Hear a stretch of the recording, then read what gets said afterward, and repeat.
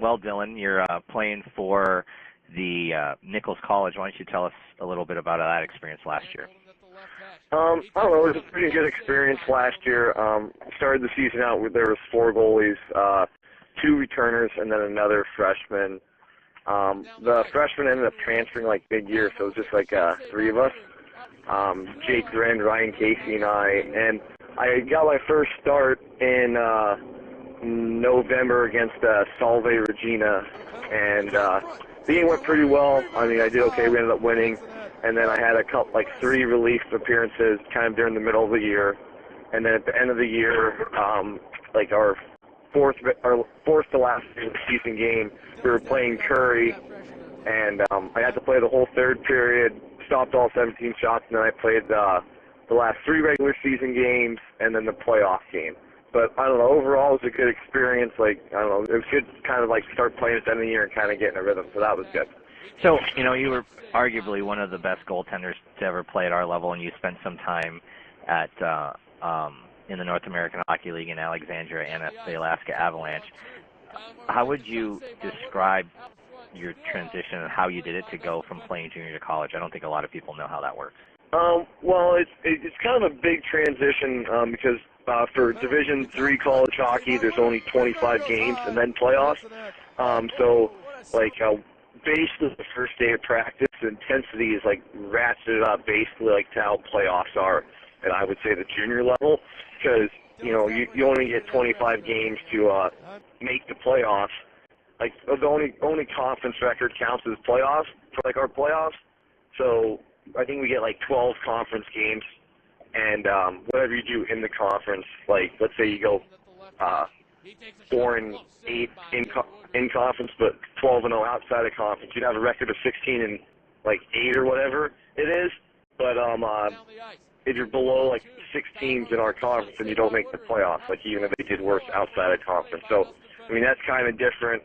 And then, but basically just the intensity, because like once practice is hit, you know, it's just like geared up that you know you basically have to win every game. I mean that's kind of a good example. It's kind of like college football. You have to win every game to go to national championships.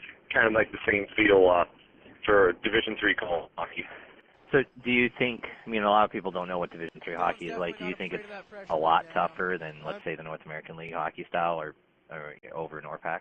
I don't know. It's a little different. I mean, like the North American Hockey League, you know, has kind of a wide range of skills. It has, you know, Division I and Division III guys. And then NORPAC, you know, there's a few Division I, but mostly just kind of guys that go Division III. And I don't know, like, just basically lose you the game. Right. And so, you know, once in a while, you know, you have an off night. Like, but in college, it seems like, you know, there's hardly any off nights. And, like, we played some good teams. We played Norwich, Hobart, Adrian, and like, those teams, like, from what I've seen, like, they really never ever take a shift off, and that's probably why they're, like, you know, national contenders every year. So, I mean, like, you really can't have, like, an off day or even an off shift, otherwise, you know, could basically lose you the game. Right, and so, you know, so looking back, I mean, is this, when you started playing hockey in Medford, Oregon, looking back on that, did you ever see yourself taking this path and playing hockey in college? Personally, no. I mean, I know I wanted to as a goal of mine, you know, to play college and hockey, because I knew I wanted to go to school and get an education. You know, I was going to try to, you know, go somewhere where I could play hockey too, and just because, you know, I enjoyed it a lot. And then after I made the team, you know, the Generals, you know, I was like, hey, okay, we'll see how this the season goes, and you know, it became a little more realistic. And then it started my second season when I was doing really well, and then when I got called up to the NA, I was like, you know, I think I'll be able to, you know, definitely make a Division III college team, and you know, we'll see how it goes. If I'll be able to make a huge impact or not. So, I mean, it's at the beginning at Medford. No, I was just kind of like wanting to play, and you know, it's kind of in the back of my mind that I want to go to college, but you know, as I kind of progressed and you know, finally made the junior team and stuff, it became more realistic. And let's talk about, you know, the school portion of it too, because you know, you're obviously a really good student, and do you think it's a good idea for people to do well in school and knowing that if they spend time in school they can still play hockey? Yeah, definitely. I know that some kids, you know, have problems with school and high school because, they care about hockey, and that's about it. But it's definitely, it's an option if you want to continue your hockey career. That sometimes college might be your only option. And I mean, for me, I just did well in school because I knew that I wanted to go to school anyway. But for kids that want to play hockey and try to further their career, it's good to do well in school because I know a couple players like Joe Myers had some offers to go play college hockey, and his grades weren't very well, so it kind of hurt his chances. And there's been a couple other players. Tone, I know that in Alexandria, he had a chance to play Division I, but his grades weren't good enough, so he's playing Division III now. So, I mean, it's just kind of like, you do well enough in school, and then it'll help you, could help you in your hockey career.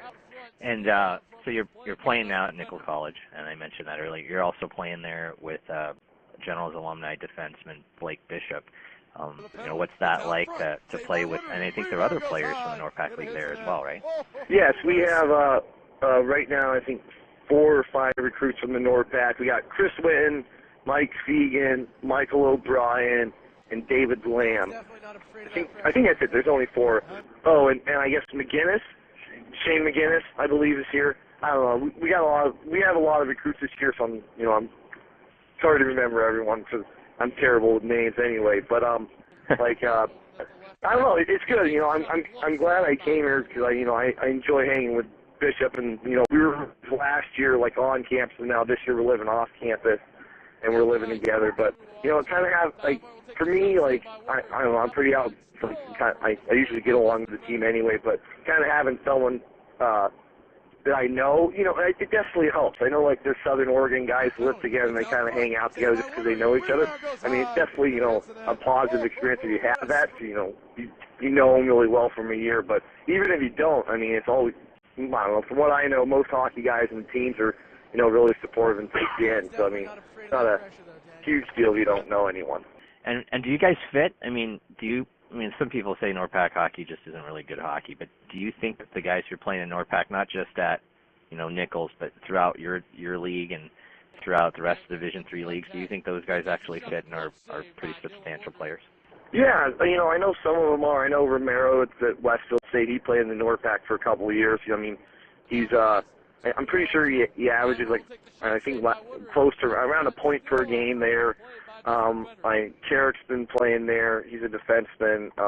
A couple other guys like Johnny Dettula. He played with River City with my brother. He's at Winnick.